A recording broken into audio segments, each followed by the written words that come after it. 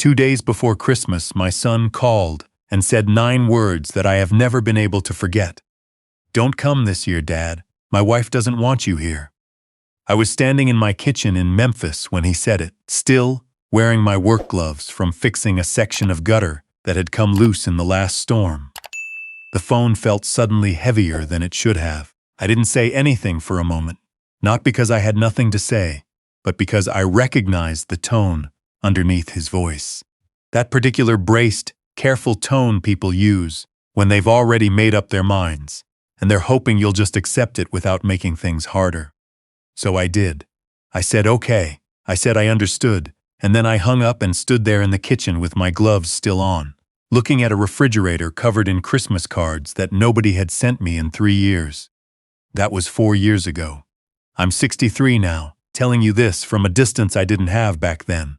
I've spent those 4 years learning things I probably should have figured out decades earlier, about what family actually is, and where you go looking for it when the one you built decides it doesn't have room for you anymore. My name is Ira Dunlap. I spent 31 years as an electrician, retired the year I turned 59, and moved from Nashville down to Memphis after my marriage ended. People call it a fresh start. What it actually feels like is standing in an empty apartment on a Tuesday afternoon, realizing you've unpacked every last box and none of them contained the thing you were actually looking for. I had 2 kids, a son who lived up in Knoxville with his wife, and a daughter who was finishing her last semester of nursing school in Nashville when all of this happened. My son and I had never been easy together, not the way I'd hoped for when he was small. After the divorce, he'd stayed mostly on his wife's side of things. I understood it. His wife had strong opinions about which side of every line you stood on, and my son had spent most of their marriage making his choices based on hers. My daughter was different. She called regularly. She didn't hold the divorce against me. She was busy, nursing school is brutal, and her life had gotten full in ways that were good for her. But she always answered when I called, and she always meant it when she said she loved me. The call from my son came on a Tuesday afternoon, 3 days before I'd planned to make the drive up to Knoxville. I had already bought a ham. I had already wrapped gifts I'd been collecting since October. Things I thought my grandchildren might like, chosen carefully, because I didn't know them as well as I should have, and I was trying to fix that. He didn't bother with small talk. He said my daughter-in-law felt things had been too tense, that having me there would make the holiday uncomfortable for everyone, that it wasn't a good year for a visit. He said it quickly, the way you say something you've rehearsed. When he finished, there was that waiting silence. I didn't argue. There was no version of arguing that would have helped. I said fine. I said I understood. I said Merry Christmas. After I hung up, I called my daughter. She answered on the second ring the way she always did.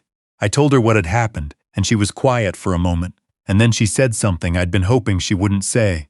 "Dad, I'm so sorry. I wish I could have you here, but I'm going to his family for Christmas. His mom's been sick, and we've had this planned for months." She hadn't known what my son was going to do. If she had, things might have been different. But she hadn't known, and now it was 2 days before Christmas. She offered to cancel. I told her no, and I meant it. She had a life, and I had no right to rearrange it around my son's decisions. After we hung up, I sat on the couch for a while. The ham was in the refrigerator. The gifts were stacked by the front door. I thought about the drive to Knoxville that wasn't going to happen, about the Christmas morning I had imagined, sitting at a table with grandchildren who barely knew my face. Then I did something I hadn't done since moving to Memphis. I got dressed in something decent, got in my truck, and drove until I found a restaurant that was open on Christmas Eve. The place was called Clover's, a small diner on Union Avenue that looked like it had been there since before I was born. Fogged-up windows, Christmas lights strung along the ceiling, the particular warm smell of a kitchen that had been cooking all day. I took a corner booth and ordered the turkey plate without looking at the menu. The waitress brought me coffee without asking. I was grateful for that small consideration. I watched the room. Families, mostly. A man in the booth across from me laughing in that easy way that only comes when you're genuinely comfortable with the people around you. A grandmother near the window, lifting a grandchild onto her knee. A couple of guys at the counter, who looked like they had nowhere to be either, eating without talking much. I was doing all right, I told myself. Or at least I was holding it together the way you learn to at a certain age, feeling things quietly enough that nobody notices. Then the turkey plate arrived, and something about the smell of it hit me that I hadn't prepared for. It smelled like every Christmas I'd ever cooked for a family that no longer gathered the same way, and before I could catch it, a tear slid down my face. I caught it quickly, turned toward the window, tried to look like a man considering something out on the street. "You doing all right over there?" I turned. It wasn't the waitress. A small woman was standing at the edge of my booth, maybe 70, round-faced, steady-eyed, the kind of person whose expression tells you they've seen most of what life does to people and aren't easily rattled by any of it. "I'm fine," I said, "thank you." She didn't move. "You sure?" "Yes, ma'am." She considered me for a moment. Then she said, "My name's Lula. I'm at that big table in the back. My son, his wife, the grandkids. We've got more food than we can finish and an empty chair. You're welcome to join us if you want to." I started to decline. The polite refusal was right there, ready. But I stopped. Maybe it was the turkey smell. Maybe it was the chair that had felt empty since my son's 9 words and hadn't moved. Maybe it was just the matter-of-fact way she said it. Not "you poor man," but simply "you're welcome," like it was the most ordinary offer in the world. "All right," I said, "thank you." Her full name was Lula Greer. Her husband had passed 6 years earlier, but her son and his wife kept the Christmas Eve tradition going because Lula had started it and nobody had the heart to change it. 2 grandchildren, a girl around 10 who took card games with alarming seriousness, and a boy about 7 who mostly wanted to know if I had ever seen a real electrical fire. I told him yes, and described it carefully, and he was satisfied. Lula's son had his mother's eyes and a handshake that made you feel he'd decided something decent about you before you finished introducing yourself. His wife was warm and quiet, and sliced pie and slid pieces toward people without making a production of it. They moved over to make room. They passed me dishes. Lula's son asked me what I'd done for work, where I was from. The conversation came easy in the way that some conversations do, when the people around you aren't performing anything. I hadn't laughed in weeks. That night I laughed 3 times.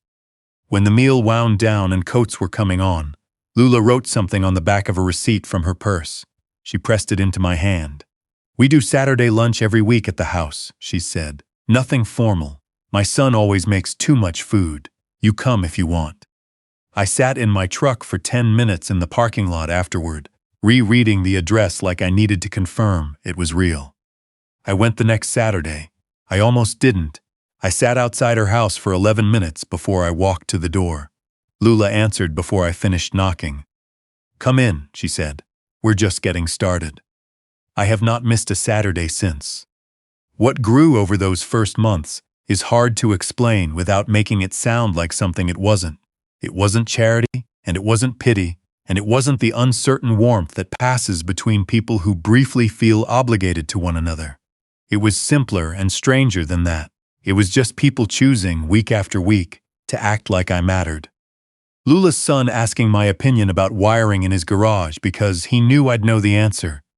His wife saving a magazine article about something we'd talked about the week before and handing it to me without ceremony. The older grandchild deciding around month 2 that I was an acceptable card game partner, and she was serious about cards in a way that a 10-year-old had no business being, and I loved every minute of it.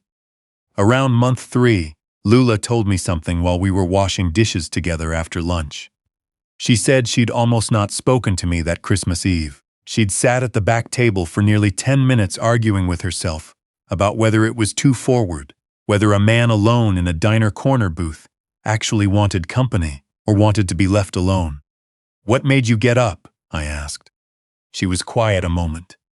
"Because you weren't just eating," she said. "You were disappearing, and I've been around long enough to know the difference." In February, 2 months after Christmas, my son called.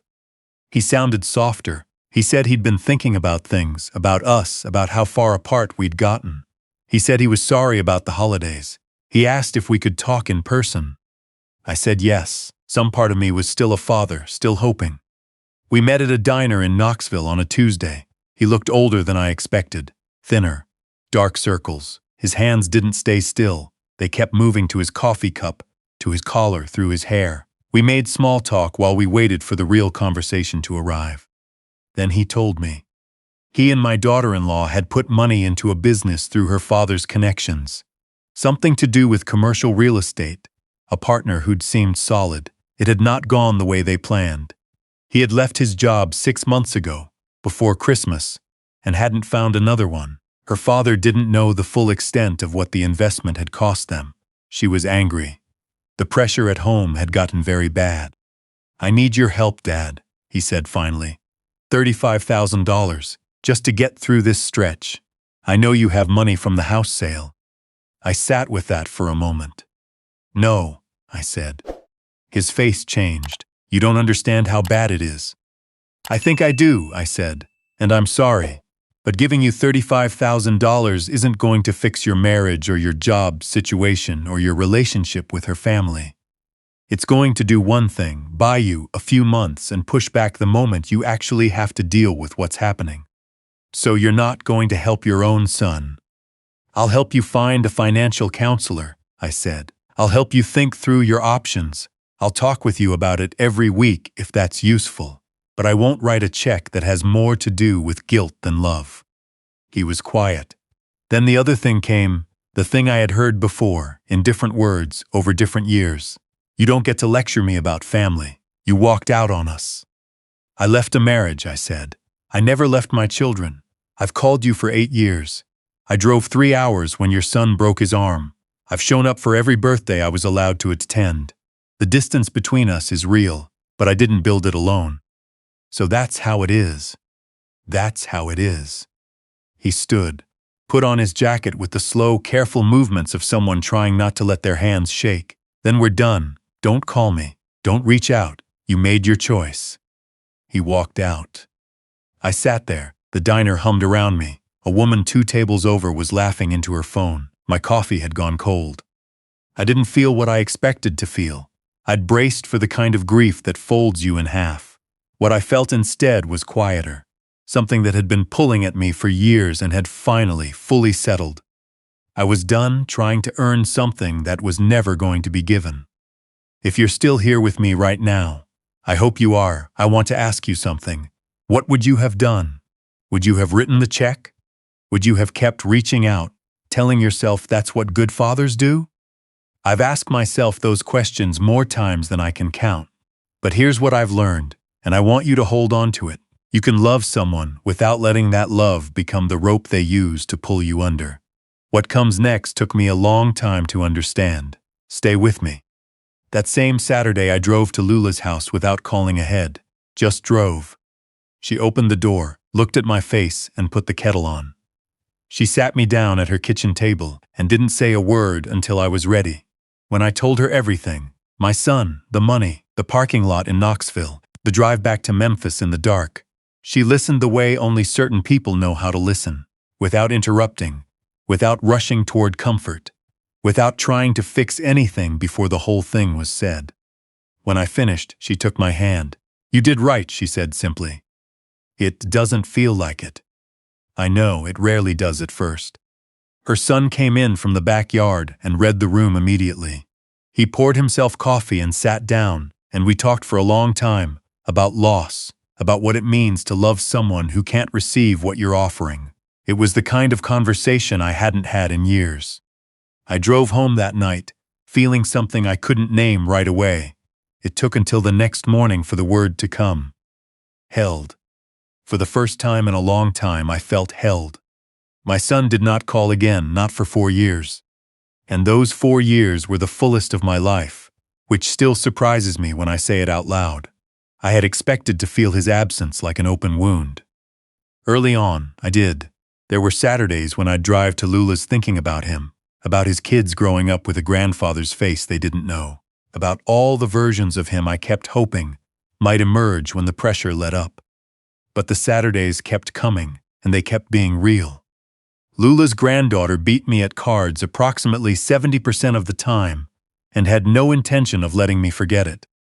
Her son roped me into helping rebuild his back deck over 5 consecutive weekends, which was the most useful I'd felt since I stopped working. His wife started saving me a piece of pie every Saturday, the way she'd hold a pew at church.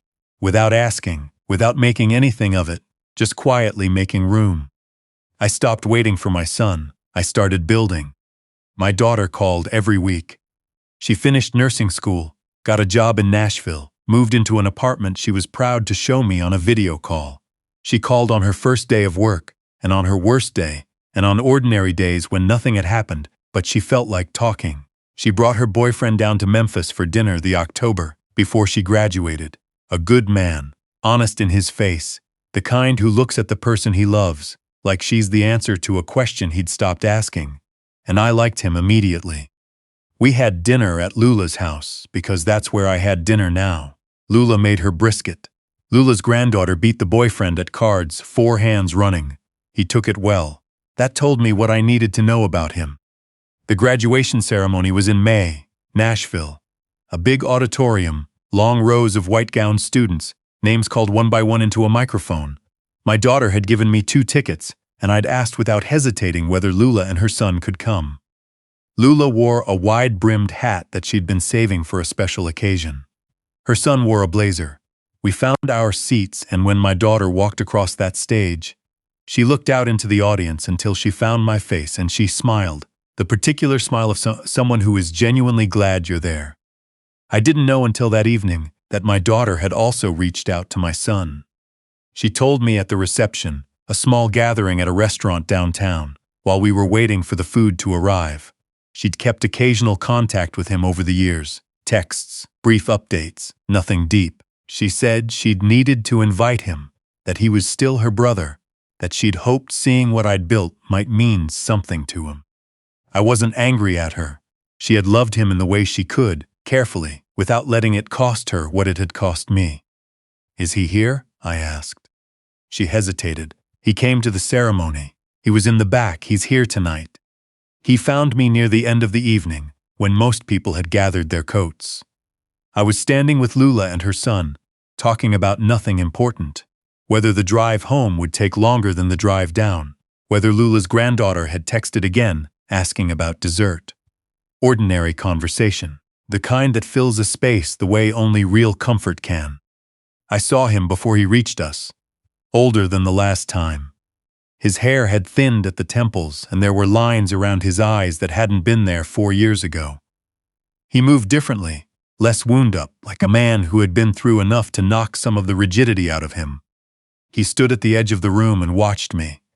Then he looked at Lula, at her son, at the easy way the 3 of us stood together, the way people stand who know each other in the ways that count. I watched something happen in his face, not anger. Something closer to recognition, and underneath it, something that looked very much like grief. He was looking at a man who had been happy and understanding for the first time what that meant in relation to his own choices. He walked over. He said hello to my daughter, hugged her carefully. Then he turned to me. "Dad." "Hey." A silence between us. He looked at Lula. "These are friends of yours?" "This is Lula," I said, "and her son, their family." Lula met his eyes with the calm, settled look of a woman who has seen most things and is not shaken by any of them. My son looked back at me. "I didn't know," he said. "Not to any one of us, just into the space between us all." "There's a lot you didn't know," I said. I said it quietly, without any edge in it. "But that's all right. Most people find out when they're ready." He looked at the floor a moment. "I've had a hard few years." "I figured you might have." Rebecca and I separated about 2 years ago, the money situation, and then he stopped. It got bad. I nodded. "I'm sorry to hear that. I hope it's getting better." Slowly, he looked at me the way you look at something you almost recognize.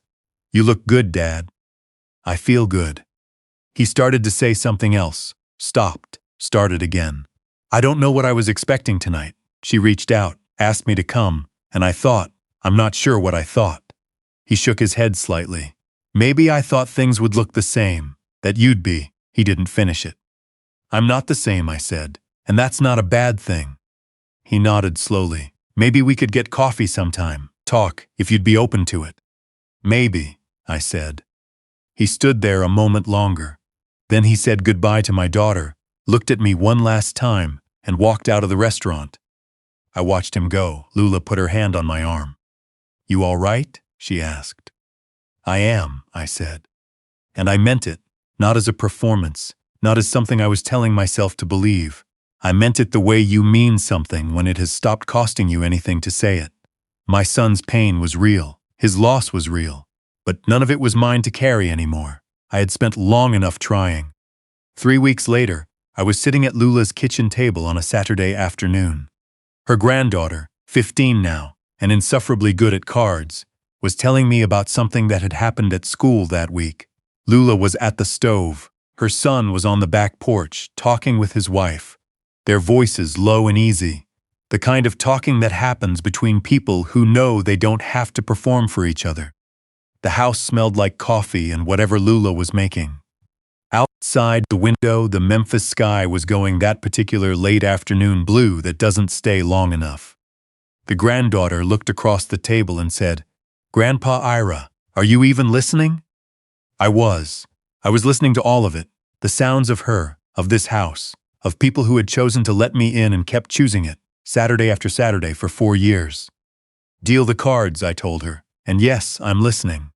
She dealt. I picked up my hand. I thought about my son, and I hoped, genuinely, and without any bitterness I could find in myself, that he was finding his way toward something better. I thought about my daughter, about the man who looked at her like she was worth looking at.